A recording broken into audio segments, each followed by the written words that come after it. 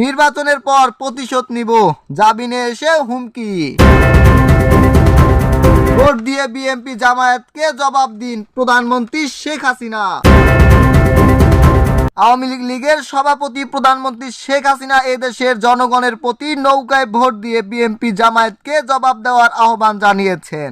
তিনি বলেছেন, এদের বিএনপি জামায়াত দুর্বৃত্তপরায়ণতায় জবাব দিতে হবে বাংলাদেশের মানুষকে। আগামী নির্বাচন নৌকায় ভোট দিয়ে আওয়ামী লীগকে জয়যুক্ত করে এর জবাব দিবেন, উন্নয়নের ধারাটা অব্যাহত রাখবেন, সেটাই আমরা চাই।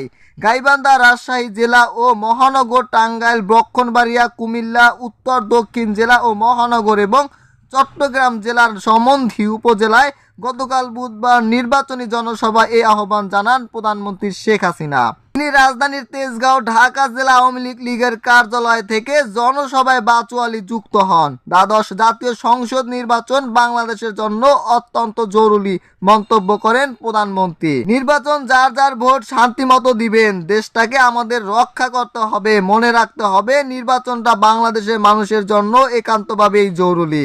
বাংলাদেশ নিয়ে তো অনেক ধরনেরই খেলাধুলা করতে চায় অনেক মানুষ।